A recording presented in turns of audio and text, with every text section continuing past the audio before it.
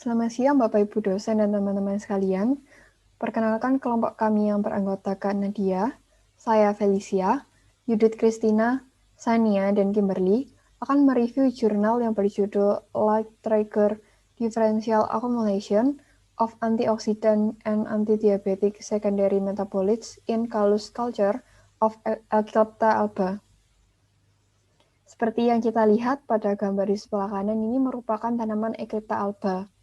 Eucalypta alba adalah tanaman herbal yang berasal dari famili Asteraceae yang tumbuh pada daerah tropis dan subtropis. Manfaat tanaman ini adalah hampir semua bagiannya telah diidentifikasi dengan khasiat obat, terutama pada bagian akar yang digunakan sebagai desinfektan luka, sebagai teknik untuk membersihkan pembuluh darah di limfa, mengobati penyakit hati akibat aktivitas antihepatotoksik, dan ekstrak pucuk Eucalypta alba ditemukan efektif sebagai bronkodilator, antiinflamasi, dan antimikroba. Eucalypta alba memiliki berbagai macam fitokimia penting untuk sifat anti-anfilaksis, antidiabetik, dan antioksidannya. Produksi senyawa ini biasanya ditingkatkan di bawah pengaruh tekanan eksternal untuk mengatasi efek stres yang drastis. Dan elitasi adalah strategi di mana jalur metabolisme dipicu oleh elisator untuk produksi metabolit sekunder yang optimal. Cahaya adalah elisitor abiotik efektif yang mempengaruhi proses fotosintesis tanaman, perkembangan, dan morfogenesisnya.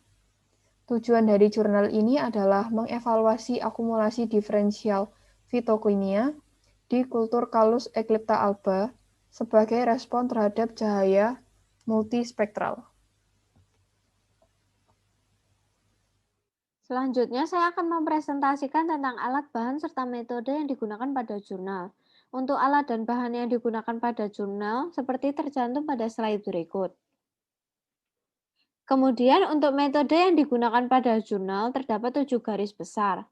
Yang pertama ada in vitro seed germination dan induksi Callus. Benih Eucalypta alba disterilisasi menggunakan merkuri klorida, etanol, dan DH2O yang kemudian diinokulasi pada media MS. Eksplan batang yang sudah berumur 28 hari ditempatkan pada media MS yang sudah diberi BAP dan NAA, kemudian dibiarkan selama 4 minggu. Setiap 28 hari Callus akan disubkultur. Untuk yang kedua ada Callus exposure to differential lights.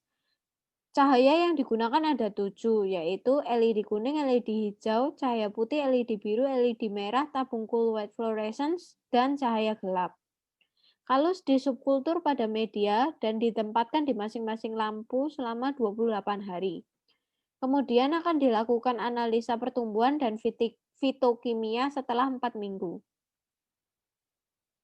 Yang ketiga, ada parameter pertumbuhan dan ekstraksi sampel Callus. Callus akan disaring dengan kertas saring Wattmann dan diukur berat segar serta berat kering Callus.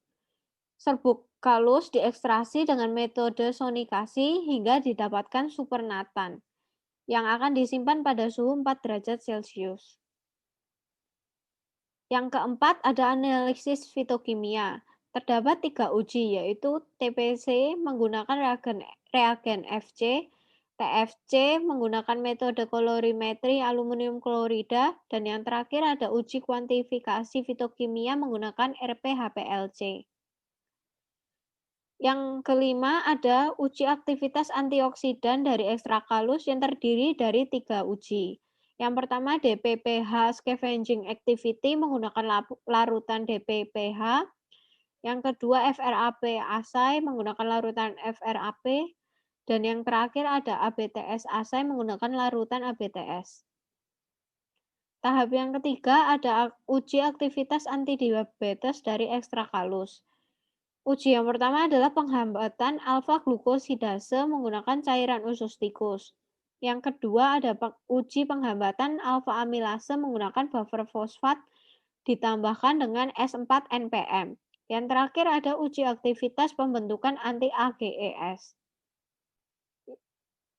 Yang terakhir ada uji aktivitas lipase. yang diawali dengan pembuatan larutan PNPB yang kemudian dilakukan oscillation. Larutan tersebut akan dipindah ke microplate untuk diukur absorbansinya. Sekarang tiba saatnya saya akan membahas tentang pengaruh penerapan cahaya yang berbeda pada akumulasi biomasa. Kultur kalus disinari dengan beberapa cahaya seperti hijau, merah, putih, kuning, biru, maupun yang tidak disinari atau dalam kegelapan. Nah, untuk kontrolnya sendiri, kita menggunakan hormon BAP 0,3 mg dan NAA 1 mg per liter. Berikut adalah hasil dari percobaan. Jadi, seperti yang bisa kita lihat di layar, berat fresh weight dari kalus yang disinari oleh cahaya putih memiliki berat yang paling besar, yaitu 183,7 gram per liter. Hal ini disebabkan oleh akumulasi air di dalam sel. Berdasarkan berat keringnya, kultur kalus yang ditreatment menggunakan cahaya merah akan memiliki berat yang paling besar, yaitu 11,2 gram per liter. Hal ini disebabkan oleh cahaya merah dapat mengkonversi fitokrom menjadi bentuk aktifnya, yaitu PFR. Selain itu, cahaya merah juga dapat meningkatkan sintesis maupun meningkatkan aktivitas enzim terkait pertumbuhan sehingga beratnya akan lebih berat daripada kalus yang ditreatment dengan cahaya lain. Berikutnya adalah pengaruh dari pemberian cahaya terhadap akumulasi fitokimia. Jadi tanaman yang diberikan stres akan memproduksi fitokimia yang lebih tinggi. Nah, pemberian cahaya merah terbukti meningkatkan produksi fitokimia pada kultur kalus hingga 2 kali lipat dari kontrol. Hal ini disebabkan oleh produksi sitokin yang meningkat juga saat penyinaran cahaya merah. Tekanan lingkungan mendorong tanaman untuk menghasilkan radikal bebas oksigen yang sangat reaktif selama reaksi metabolik, yang menghambat pertumbuhan, perkembangan, dan proses fisiologis tanaman.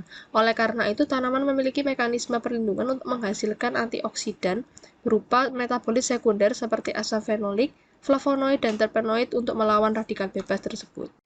Melalui uji DPPH dapat diketahui bahwa dihasilkannya antioksidan dipengaruhi oleh pengenaan cahaya yang dilakukan, di mana cahaya merah akan menghasilkan antioksidan paling tinggi disusul cahaya gelap, biru, dan seterusnya. Sedangkan cahaya kuning justru berdampak negatif, di mana dari hasil yang ditemukan, ternyata cahaya kuning menghasilkan antioksidan yang lebih rendah dibanding kontrol. Masih sama dengan sebelumnya, uji FRAP menunjukkan bahwa kultur yang diberi warna merah akan mengalami peningkatan pembentukan antioksidan sebanyak 2 kali lipat, sedangkan uji APTS menunjukkan bahwa peningkatan antioksidan terjadi apabila kultur ditempatkan dalam suasana gelap kemudian diikuti cahaya merah, sedangkan aktivitas APTS terendah terdapat pada cahaya kuning yang diberikan. Peningkatan biosintesis fitokimia mungkin bisa menjadi satu-satunya alasan dibalik aktivitas antioksidan yang meningkat dalam kultur kalus E. alba. Tanaman memiliki potensi sangat besar sebagai agen antidiabetik melalui minimalisasi resiko hiperglikemik. Enzim alfa-glukosidase dan alfa-amilase yang diproduksi oleh tanaman menurunkan karbohidrat lebih dari yang dapat ditangani pasien sehingga menghambat perkembangan komplikasi pasien diabetes. Selama kondisi hiperglikemik, pasien diabetes mengalami komplikasi termasuk pembentukan usia, sehingga diperlukan adanya evaluasi penghambatan ekstrakalus terhadap pembentukan usia di bawah lampu monokromatik. Melalui uji aktivitas enzim antidiabetik, dapat diketahui bahwa pemberian warna merah diikuti dengan pemberian warna gelap akan menghasilkan peningkatan aktivitas penghambatan yang paling tinggi, baik aktivitas penghambatan dari enzim alfa-glukosidase dan enzim alfa-amilase. Melalui uji penghambatan pembentukan usia, kita dapat mengetahui bahwa fitokimia secara efektif dapat dikembangkan untuk menjadi inhibitor terapeutik mengatasi komplikasi terkait diabetes, di mana pengenaan cahaya merah disusul dengan pengenaan cahaya gelap akan meningkatkan penghambatan pembentukan usia paling tinggi, sedangkan cahaya putih dan biru akan menunjukkan hasil serupa. Obesitas telah menjadi masalah yang sangat serius di seluruh dunia. Oleh karena itu, uji penghambatan aktivitas lipase dilakukan dan menunjukkan hasil bahwa lampu merah menunjukkan peningkatan 2 kali lipat dalam penghambatan aktivitas lipase.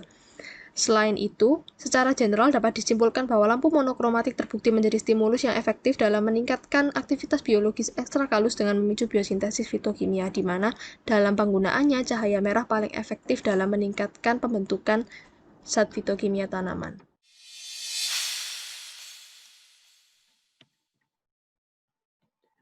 Selanjutnya adalah kuantifikasi senyawa fitokimia dengan HPLC, di mana Eclipta alba memiliki beberapa fitokimia termasuk tripterpen, conmestans, polyacylase, polipeptida, dan flavonoid.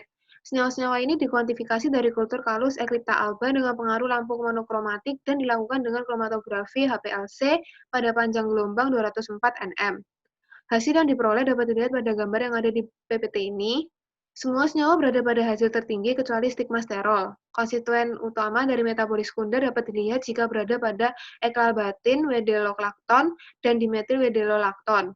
Efek stimulasi cahaya kuning untuk produksi fenolat dibuktikan dengan adanya efek negatif cahaya kuning pada kadar fitokimia utama dibandingkan dengan perlakuan kontrol yang tidak sama dengan studi. Sehingga dapat diketahui bahwa pengaruh cahaya pada tumbuhan bervariasi tergantung pada spesies tanaman, kuantitas cahaya, intensitas, dan jenis kultur. Lalu pada tabel ini, pengujian ini digunakan perhitungan koefisien korelasi Pearson yang bertujuan untuk menghubungkan aktivitas biologis tertentu dengan beberapa metabolit spesifik dari ekstrak metanol, kalus Eclipta alba, dan aktivitas biologis.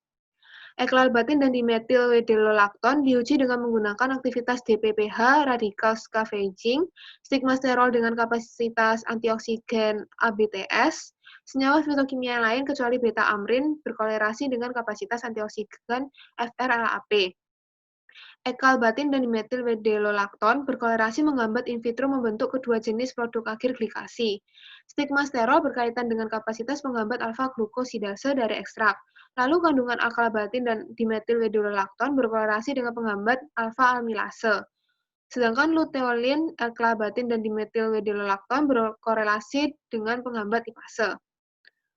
Dari jurnal yang kami baca, diperoleh 4 kesimpulan, yaitu akumulasi berat kering maksimum diamati di bawah lampu merah, lalu dibandingkan dengan perlakuan lainnya, di mana cahaya lampu ini akan memicu biosintesis fenolat dan flavonoid pada kultur kalus Eclipta alba. Lalu kedua, hasil kuantifikasi HPLC akan mengakumulasi hasil tertinggi dari metabolit sekunder, terutama seperti eklalbatin, wedelolakton, dan dimetil-wedelolakton di bawah cahaya lampu merah. Yang ketiga, senyawa lainnya seperti stigmasterol meningkat dengan cahaya lampu biru. Dan yang terakhir, antioksidan, lipase, dan aktivitas antidiabetik ekstrak kalus diketahui meningkat pada cahaya lampu merah dibandingkan dengan kontrol. Sekian dari kelompok kami, terima kasih.